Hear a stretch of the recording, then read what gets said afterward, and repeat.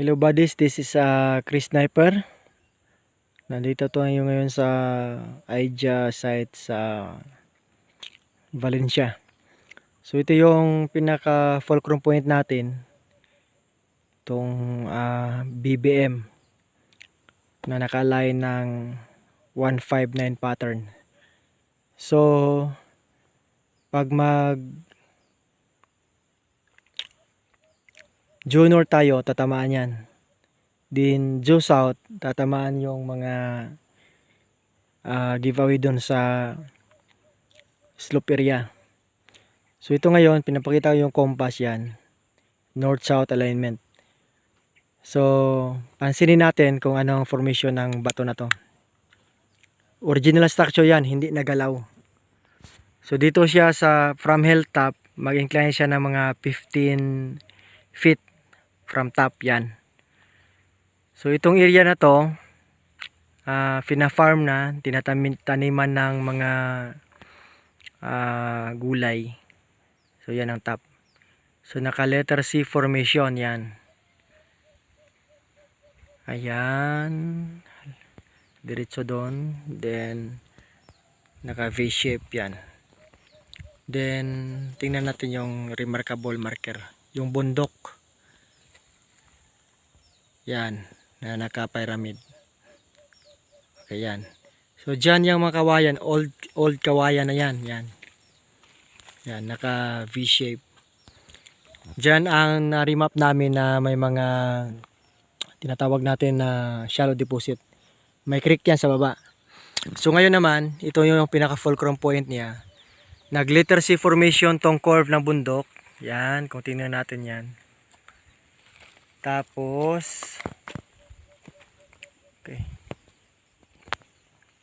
Ito yung sa gitna. Yan. So, yung nagpa-survey sa akin, nagsabi dahil may human face daw. So, yan, makikita natin. Itong bato na to. Hindi pa nagalaw yan. Naka-fix yan. Sa gilid niyan, tatagas ang tubig dyan yan. Pag umulan. Yan. Ito. Okay. So, ang kasama ko naman ngayon, si Black Sun. Saka si bro Don, si brother Don. Yan. So sinusurvey namin to kasi yung plano namin. Yun, may coordinate marker doon ng BBM yan. So ngayon focus tayo dito. Ito. So kung tingnan natin siya, dito na angle yan. Parang nakasimangot na turo natin. Sige bro. Si bro Black Sun yan. Yung dalawang mata niya bro, yan, okay? Ilong. Okay. Bibig. Yung bibig niya. So sa smiley pa, galit na galit. Okay. So human face, yan. Talagang tao, no? Abstract siya pero pag tingnan mo sa man's eye view, talagang tao siya. Pag mag bird's eye view ka, yun pa rin. Mas lalong tao siya. Okay? So pag sa baba pala makita na namin. So ginagamitan ng isometric decoding. Tao talaga na marker. Okay? So ngayon, marami nang nakakuha dito sa area na to. Diyan ang MM, doon na banda, diyan na spot. May giveaway na kuha diyan. Yan. Na spot, naka V-shape yan ang terrain. So pag mag letter C ka, in close, ito na ang makikita mo. Ito siya sa center yan. Okay. So ngayon itong tao na to, magagalit talaga to, yan o. Kahit dito pa. Okay. So pansinin natin, ito yung human face figure na hinahanap-hanap ng mga treasure hunter. Okay, dito naman tayo sa bearing niya, yan. Yun pa rin. Lalo na pag masintro ka. Okay. Yan. So ngayon ituturo ko saan ang deposito nito. Nasa harap lang niya. Yung letter C na inverted yan. Okay. So, nakaharap siya sa deposito. Hindi ka nalalayo ng 1 yard. Okay. So, sige bro, lagyan mo ng galing dyan. Okay. Sa human face, magsukat ka ng trace. Dyan. Hanggang dito. So, mostly bablog ko ngayon, yun ang mga bunker. Kasi tinitira na ngayon eh. Lalo na ng JICA. Okay, monitored site pa rin to. Pero hindi namin sasabi ang lugar. Sa Valencia lang siya. Yan. Okay. So ito yung scope ng deposito niya. Yan. Yang may itim, yung puti, yan, yan.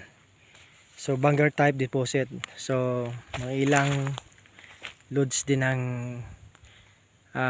nilalagay ng IDEA. So napakalaki nito. So elevated siya. Tinaka letter C, yan. Tapos nasa gitna siya ito, marker. So titignan natin ngayon ang pinaka-relevant marker pa niya. Yan. Yan. May itim na bato na pinasok sa tawag natin hole. Okay. So dito puro abstract. Puro abstract. May mga tampered na stone. Yan, puro abstract. May fire element pa sa bomba. Yan. So akyatin natin. Ito sa likod niya. Yan. Sa likod niya naman may fire element ito. Ito yung scope ng bomb trap. Ito. So galing dyan 9 feet. Dito tatama yung bomb trap niya. Ito. So ang decoder pag magkamali, ito yung hukayin niya kasi may triangle.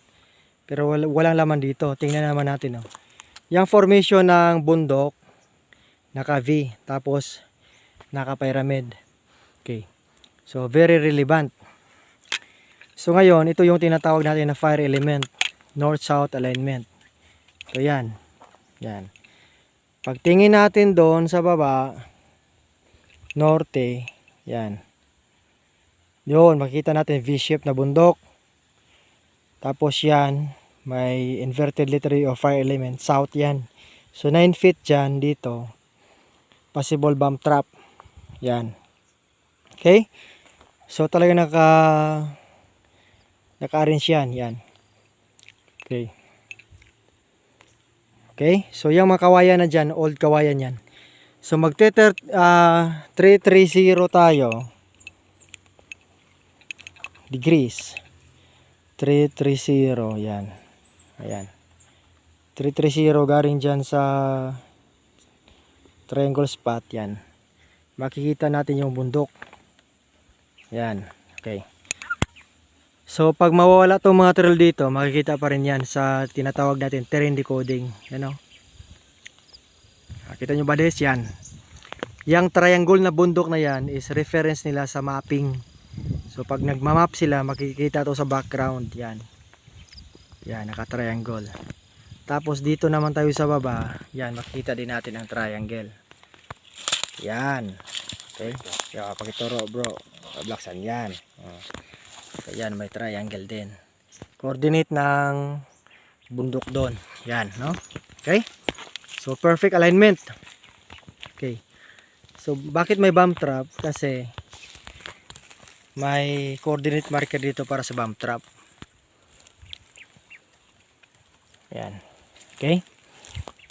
Fire element. Yan. So makita talaga natin na fulcrum point siya. So pag dito naman tayo sa top, yan. Akyat ako. Yan. So yun na. Ito yung human face. Okay. So itong isa na to, unusual to. Pag magagamit ka ng metal detector, didetect to ay yung itim niya. Yan. Itong itim na to, yan. Kargado ng ano to, na minerals.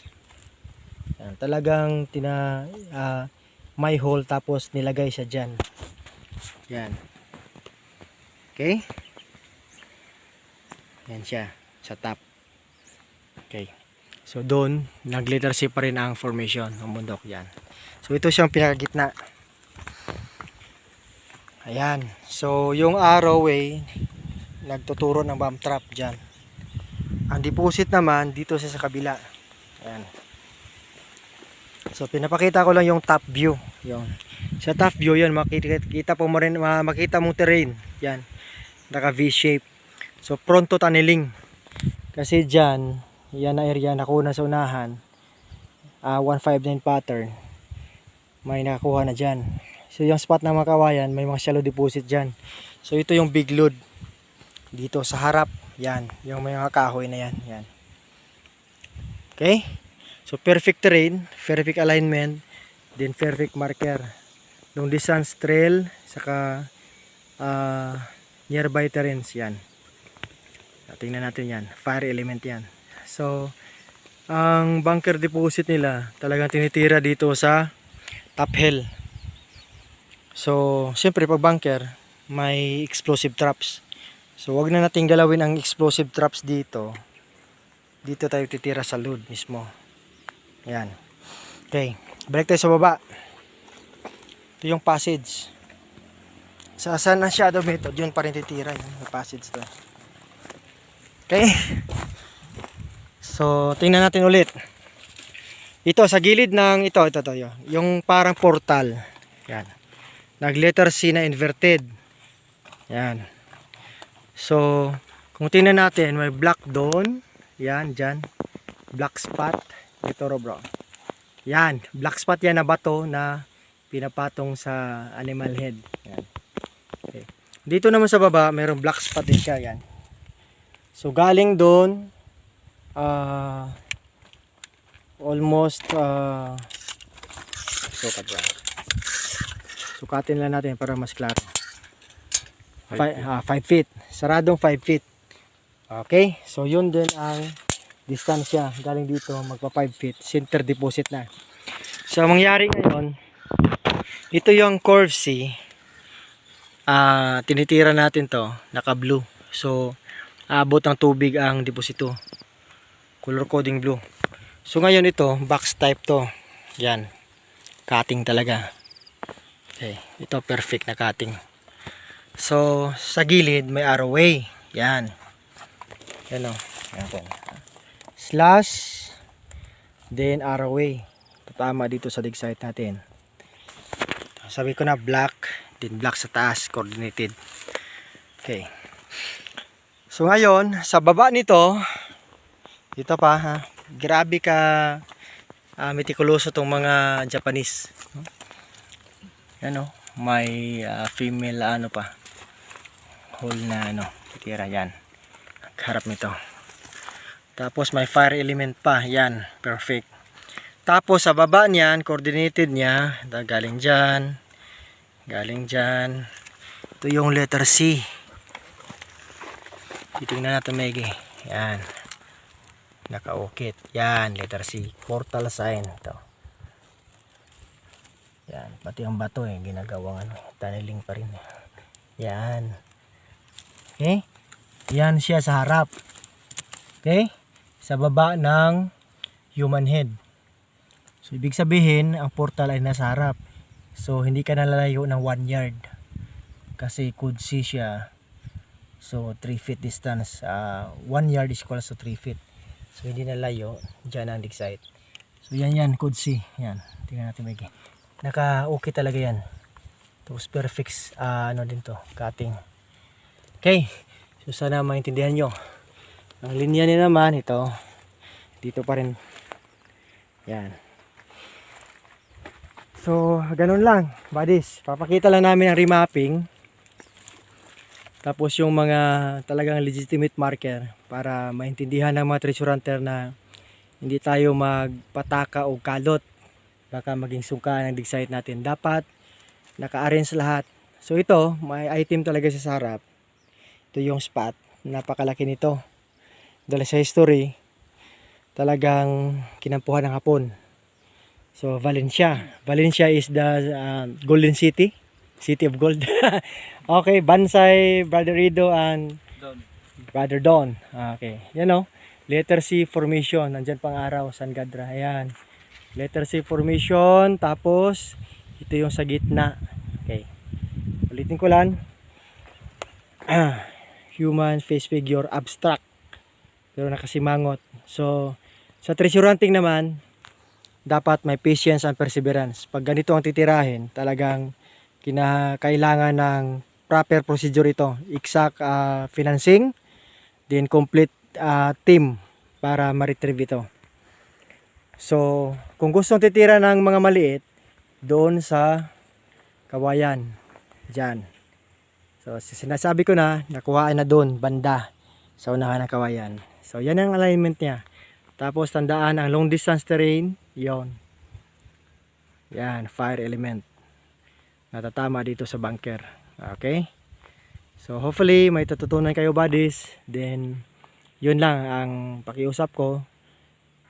Dapat sa operasyon proper procedure para walang madisgrasya, walang mamatay, then ma-retrieve ng maayos. Pag kulang-kulang pang budget, huwag titira ng mga bunker type.